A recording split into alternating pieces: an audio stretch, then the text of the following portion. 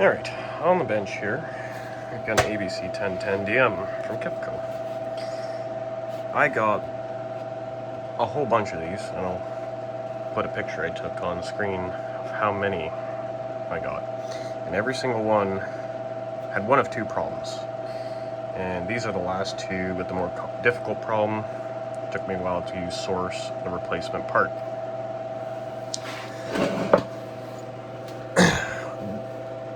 This one in particular, we've already got the screws off, so we can take the lid off here, possibly.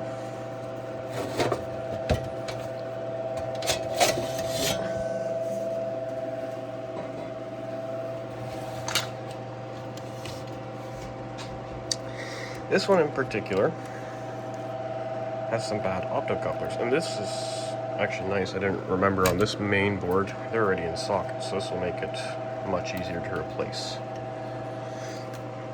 There will be a clip coming up of me repairing the main board on the second one already, and explaining the process of that.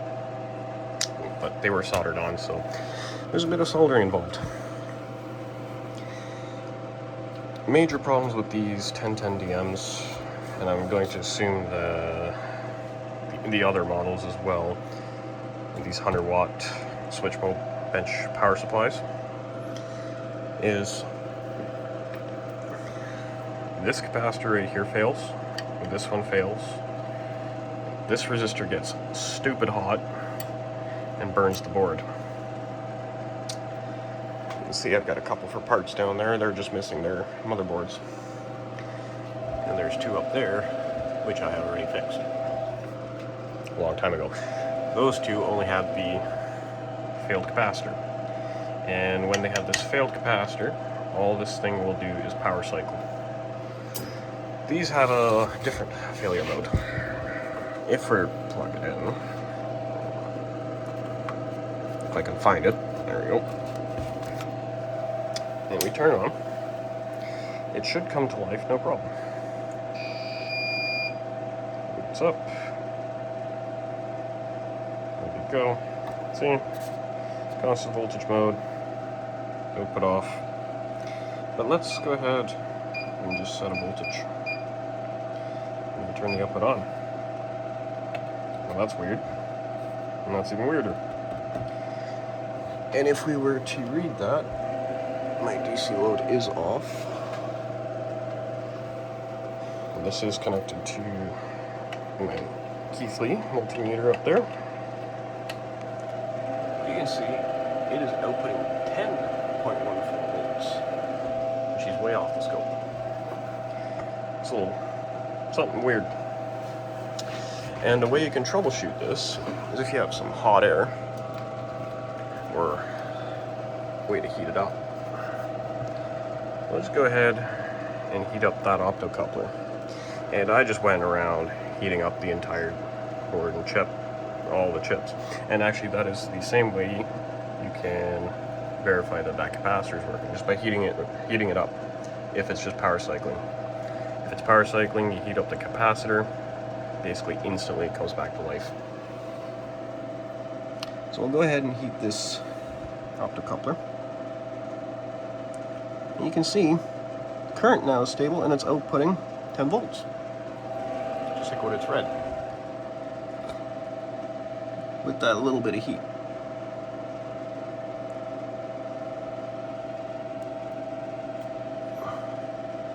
Now I heated it up a bit more.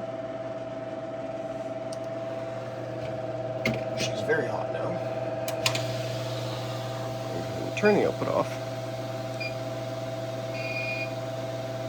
Set her voltage. Turn the output back on.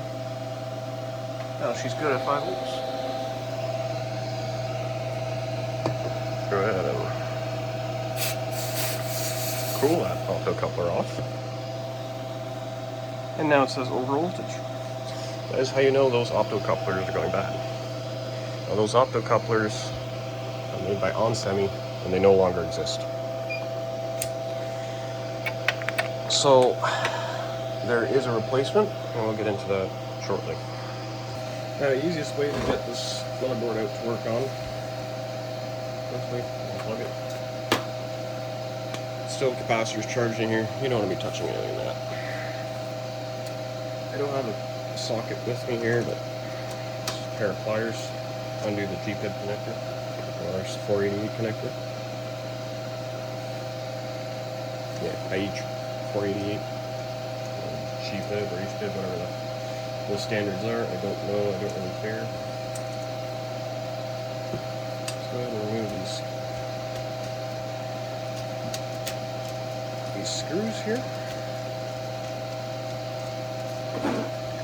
Just make sure it's good view.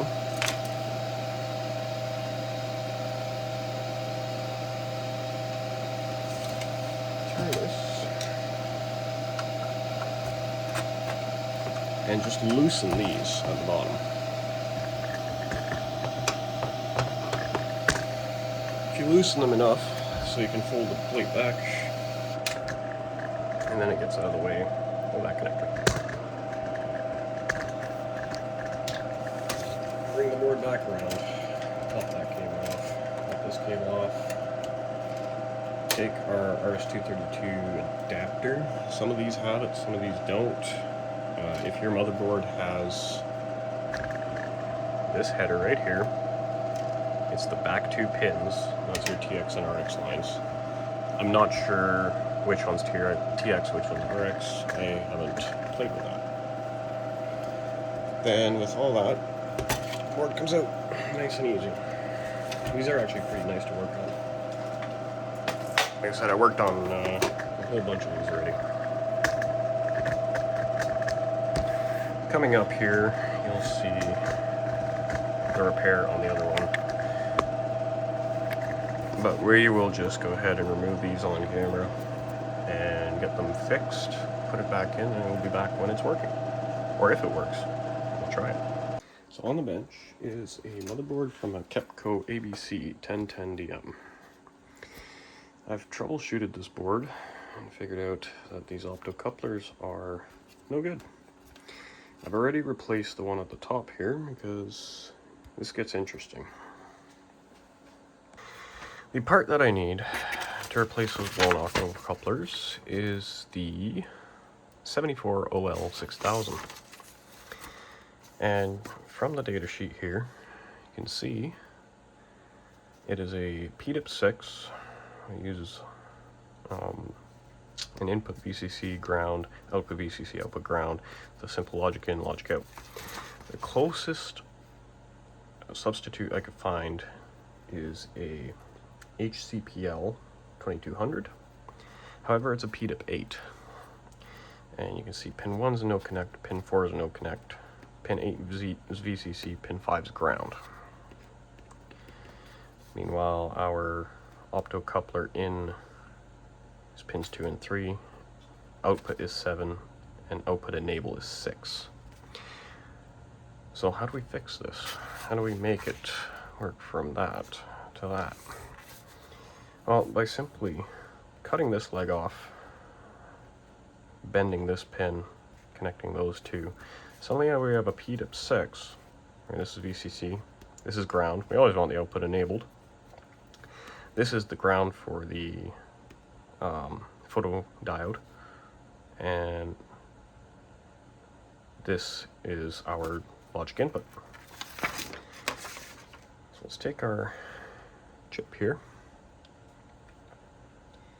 and we're looking to bend over this pin.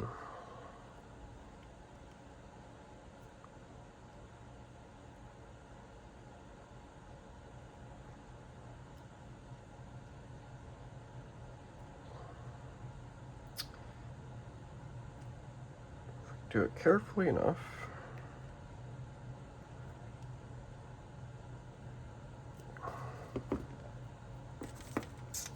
we get something like that. Snip off the excess, and that will be our ground tied to our enable.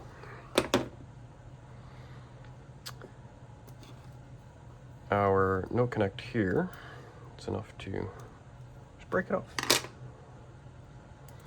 And now we have a no connect up here, which we don't care. That one can be plugged in. That's our logic in, and that's our ground. Here's our VCC, logic out, and ground.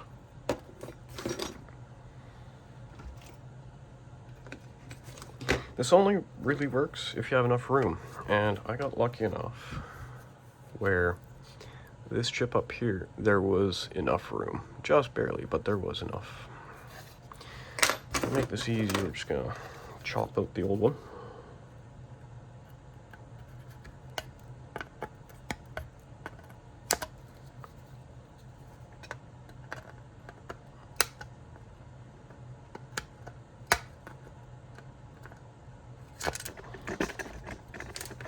Bump the camera. That's no good no more. Let's get these data sheets off to the side. Give ourselves a little bit of flux to work with.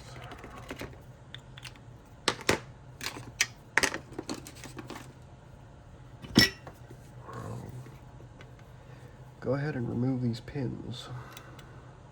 It's a lot easier to just cut the chip out. Grab the pins one by one and remove them, then to try and just desolder the pins. It's only ever worth doing that if you're trying to save the chip.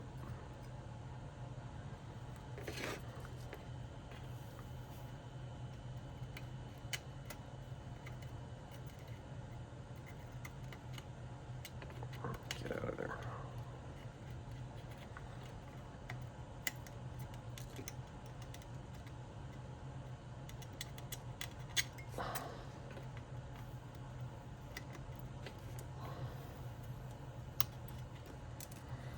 Okay, that's all those removed. I'll flip the board over. A little bit more flux down. It's the correct pads, right? Yes, it is. A bit more flux down, and we'll use some solder braid to remove the rest.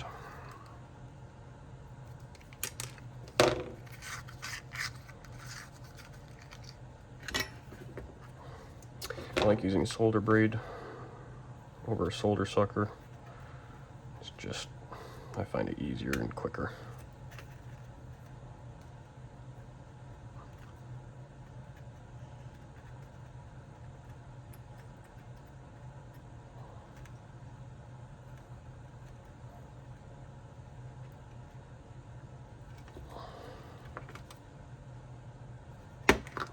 Whenever you have a through hole that didn't quite get cleaned up, just add a little bit of fresh solder and run the solder braid over it again.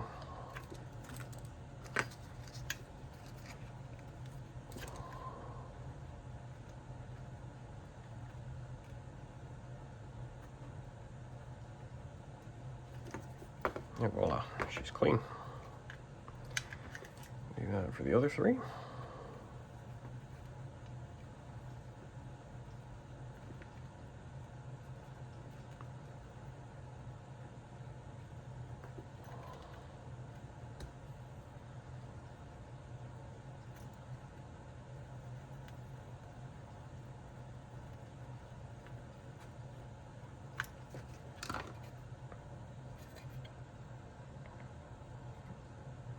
Looks like there's a little bit of damage to the FR4 there. Grab some IPA.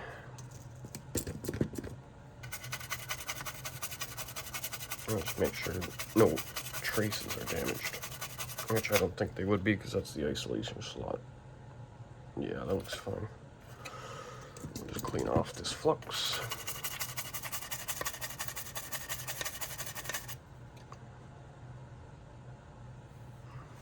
And just like that, we got it nice and clean. Now we need to solder the two pins together. Just quickly throw it in my vise here. I'll just give them a quick solder.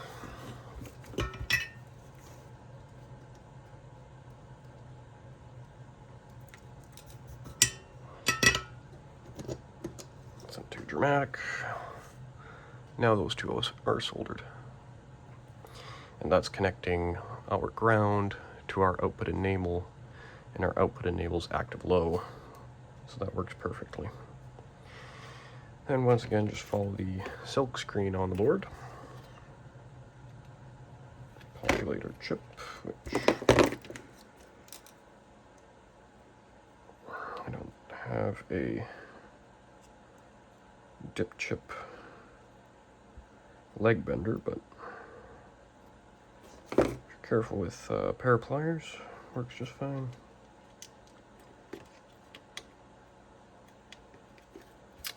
Just like that.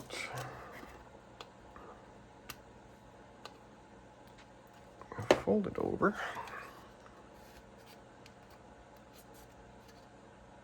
Looks all good. I'll just get it all soldered up.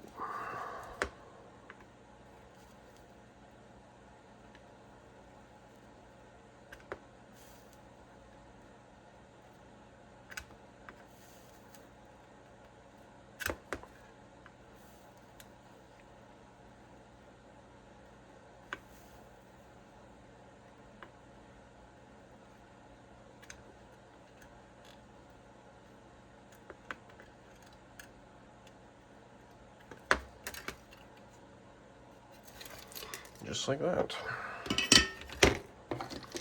Get some of these tools out of the way. I'll plug the motherboard in and see if it works.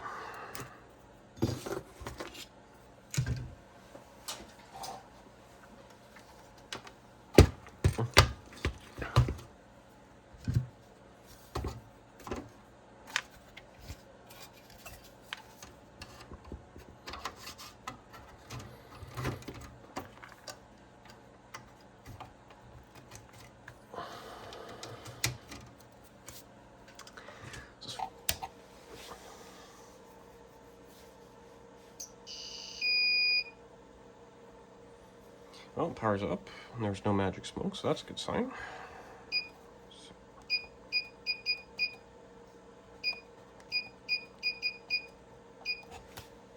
And we are reading 5 volts on the output. Alright, so I've adjusted the setup here. And we've got the output of the power supply, which is freshly fixed. Going up to my Dynaload, and Keithley 2000 voltmeter to look at the voltage, and to my scope to see the ripple. Because this is a switch mode power supply, it is kind of noisy, but they are pretty damn good. So it's powered on.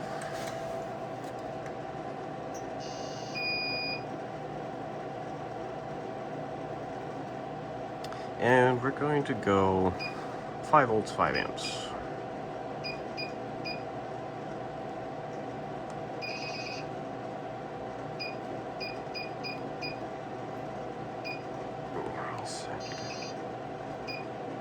I set, good, output on. We got 5 volts there, and to be exact, it is reading 5.004 with no load. My Keithley 2000 saying 5.05 volts DC, and we're reading, if we zero out our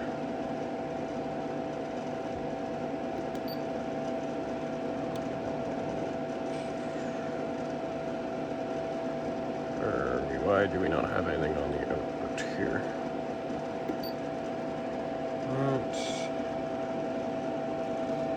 It is connected.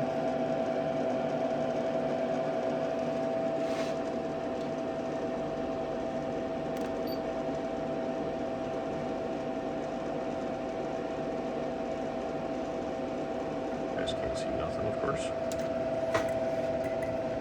Let's increase our time. That's fairly nice there, actually. Alright, starting 5 volts. Let's go ahead and turn the DC load on. Now under load, you can see it's pretty stable. We are reading like 4.8 volts. 4.8 volts there.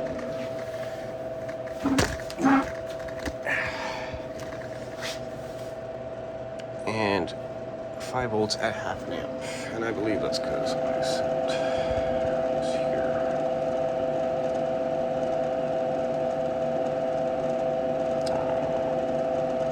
I believe output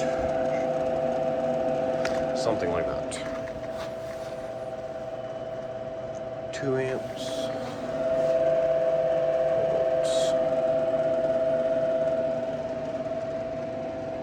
We have dropped quite a few volts, but I'm dead short. Comes back up, and nothing's smoking. Okay, board is back in. Chips are replaced. No focus. And we can kind of see how those 2 pins are shorted as we want. In.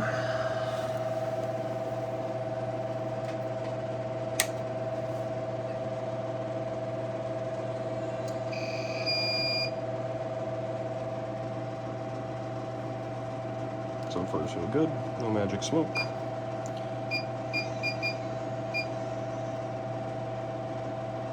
Let's do 1 amp this time. Showing 5.009 volts. Let's go ahead and turn off the output. Plug in our test setup. Output on. Let's go ahead and zero our load. Volts on the output, same noise profile. Let's just bring it up about 1 amp.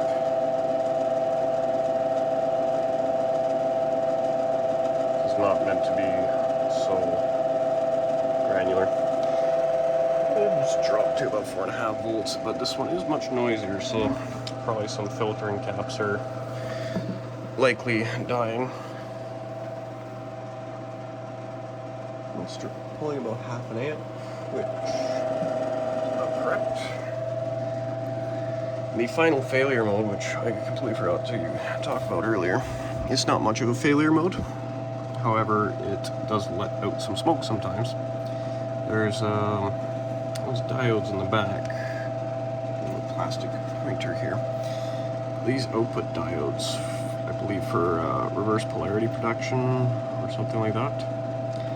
They like to go when they're old. Had to replace a few of those, but that's minor stuff right there. So I hope this helps fixing your Kepco ABC programmable power supply.